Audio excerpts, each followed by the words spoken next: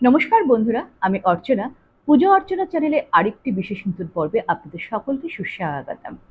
আজকের পর্বে জানাবো যে অম্বুবাচী অর্থাৎ 2025 সালে অম্বুবাচী কবে, কখন শুরু হবে এবং আরও বলবো কেন পালন করা হয় এই উৎসবটি।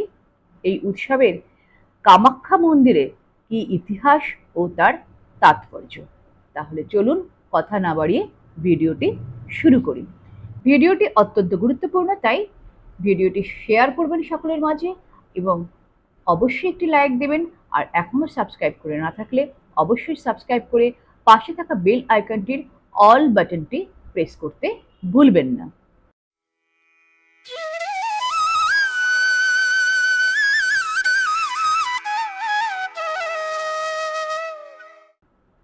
হিন্দু শাস্ত্রে ও বেদে পৃথিবীকে মা বলা হয়ে থাকে।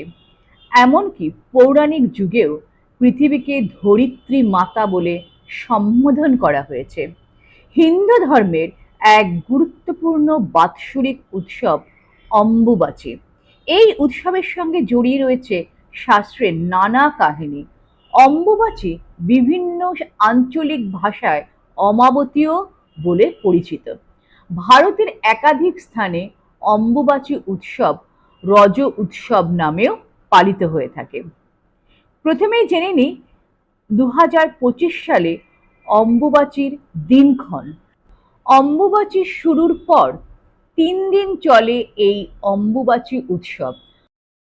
চলতি বছরে অম্বুবাচী প্রবৃত্তি অর্থাৎ শুরু হবে 22শে জুন অর্থাৎ 7ই আষাঢ় রাত্রি 11:03:57 এবং 25শে জুন অর্থাৎ 10ই আষাঢ় বিকেল 4:24:13 গতে এর নিবৃত্তি অর্থাৎ সমাপ্তি হবে।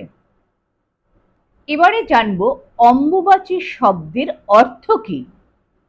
অম্বুবাচী কথাটি এসেছে সংস্কৃত শব্দ অম্ব ও বাচী থেকে।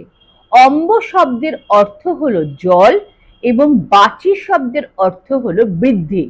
অতএব গ্রীষ্মের প্রখর দাবদাহের পর যখন বর্ষার আগমনে ধরিত্রী সিক্ত হয় এবং নবরূপে বীজ ধারণের যোগ্য হয়ে ওঠে, সেই সময়কেই বলা হয় অম্বুবাচী। অম্বুবাচী হিন্দু ধর্মের বাৎসরিক উৎসব। লোকবিশ্বাস অনুসারে আষাঢ় মাসে 7 তারিখে মৃগশিরা নক্ষত্রের 3টি পদ শেষ হলে পৃথিবী বা ধরিত্রী মাতা রজস্বলা হন। এই সময়টিকেই বলা হয় অম্বুবাচী, অর্থাৎ এই সময়টিতেই অম্বুবাচী পালন করা হয়। অম্বুবাচীর ঐতিহাসিক তাৎপর্য এবার জানব। নীলাচল পাহাড়ে অবস্থিত কামাখ্যা মন্দিরটি হিন্দু পুরাণে উল্লেখিত 51টি শক্তিপীঠের মধ্যে একটি। কিংবদন্তি অনুসারে যখন ভগবান বিষ্ণু সতীর দেহ খণ্ড বিখণ্ড করেছিলেন, তখন তার যোনি অর্থাৎ প্রজনন অঙ্গ এই স্থানে পড়েছিল, যা ভূমিকে পবিত্র করেছিল। অন্যান্য মন্দিরের মতো কামাখ্যা মন্দিরে কোনো মূর্তি থাকে না, বরং পূজার প্রধান বস্তু হলো একটি যোনি আকৃতির শিলা, যা একটি চিরস্থায়ী ঝর্ণা দ্বারা সিক্ত হয়, যা নারীর উৎপত্তি শক্তির প্রতীক। অম্বুবাচী মেলা এই সময়কে চিহ্নিত করে, যখন বিশ্বাস করা হয় যে মাতা পৃথিবী তার বার্ষিক ঋতুচক্রের মধ্য দিয়ে যান, যা উর্বরতা, সৃজনশীলতা এবং নারীত্বের পবিত্রতার ওপরে জোর দেয়। এবার জানবো কামাখ্যা মন্দিরে এই অম্বুবাচী চলাকালীন কি কি আচার অনুষ্ঠান পালন করা হয়ে থাকে।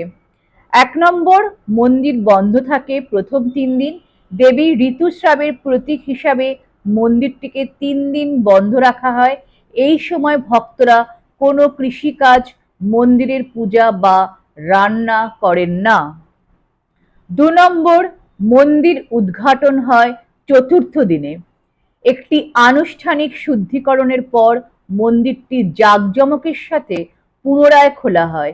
বিশেষ পূজা, প্রসাদ বিতরণ এবং আশীর্বাদ অনুষ্ঠান অনুষ্ঠিত হয়। 3 তান্ত্রিক অনুশীলন।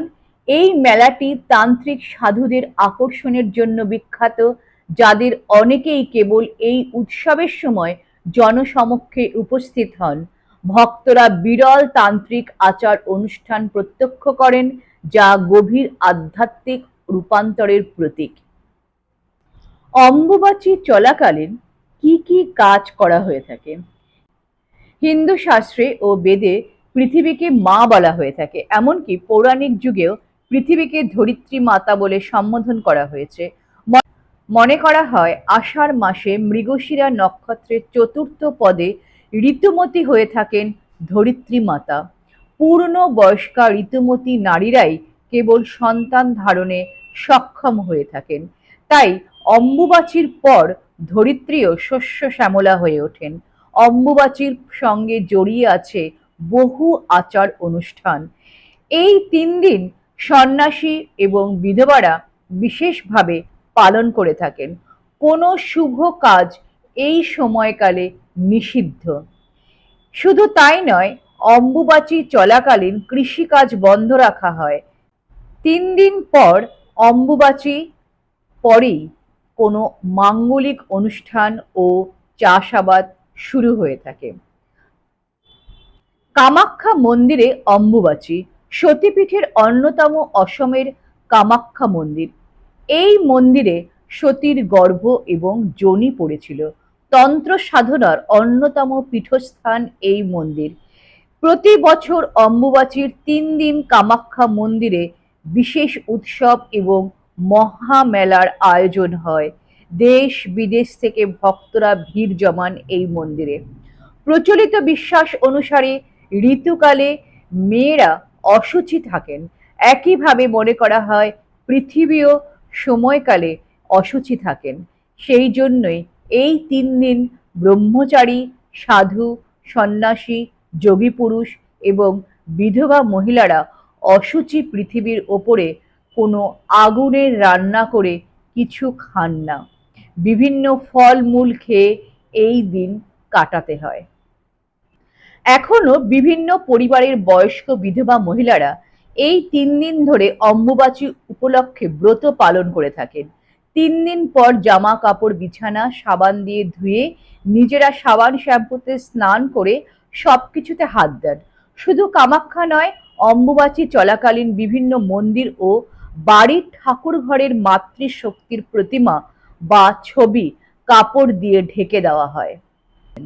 রঘুনন্দন ভট্টাচার্য তার অষ্টবিংশতি তত্ত্ব নামক গ্রন্থে তিথিতত্ত্ব ও কৃত্যতত্ত্বে অম্বুবাচী ও তার স্থিতিকাল নিয়ে লিখেছেন।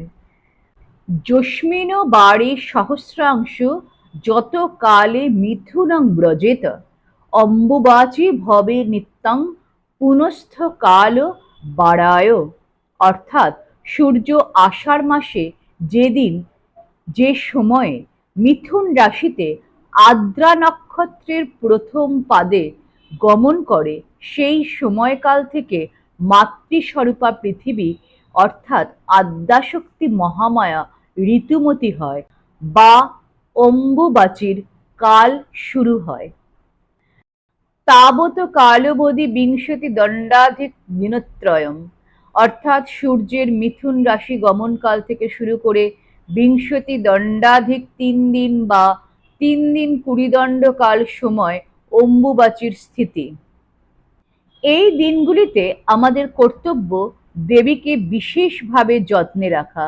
এমন ধারণা ঠিক নয় যে দেবী এই সময় অশুচি বা অস্পৃশ্য হয়ে যান। সাধারণত কাপড় দিয়ে মাতৃবিগ্রহ ঢেকে রাখার যে প্রচলন প্রথা আমরা দেখতে পাই, তা সাধারণের জন্য পালনীয় নয়। অনেকে এই সময় মায়ের নিত্য সেবাও বন্ধ করে দেন। এটিও একেবারেই ঠিক নয়। প্রকৃতপক্ষে সৃষ্টির নিমিত্তে দেবী এই সময় যোগনিদ্রায় মগ্ন থাকেন। এই কারণে এই সময় দেবীকে স্পর্শ করা উচিত নয়। উপরন্তু যথাসম্ভব একান্ত পরিবেশে নির্জন বাসের ব্যবস্থা করা উচিত। কোনোভাবেই আমাদের কোনো আচরণে মায়ের বিরক্তির উদ্রেক যেন না হয়, সেই দিকে সর্বদা খেয়াল রাখতে হবে। সংকল্প বিনীত নিত্য পূজাপাঠ এবং আচার অনুষ্ঠান যথাসম্ভব অনাড়ম্বরভাবে পালন করা উচিত। কিন্তু এই সময় বেশি করে জপ, ধ্যান ইত্যাদি করা উচিত। এই কালে জপ করলে বহুগুণ ফল লাভ করা যায়। উচ্চৈঃস্বরে মন্ত্রপাঠ, ভজন এবং ঘণ্টা, কাসর, ঢাকঢোল ইত্যাদি বাজানো এই সময় বর্জনীয়।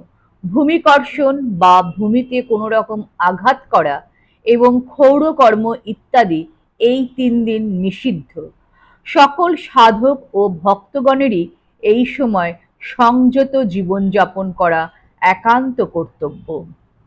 সারা বছর জগৎজননী মা আমাদেরকে আগলে রাখেন, সব রকম দেখাশোনা করে থাকেন। তাই এই 3টি দিন আমাদেরও উচিত মায়ের একটু খেয়াল রাখা, একটু যত্ন নেওয়া। মা সকলের সর্বাঙ্গীন মঙ্গল করুন, এই কামনা রেখেই আজকের এই ভিডিও শেষ করছি। জয় মা কামাখ্যা দেবীর জয়।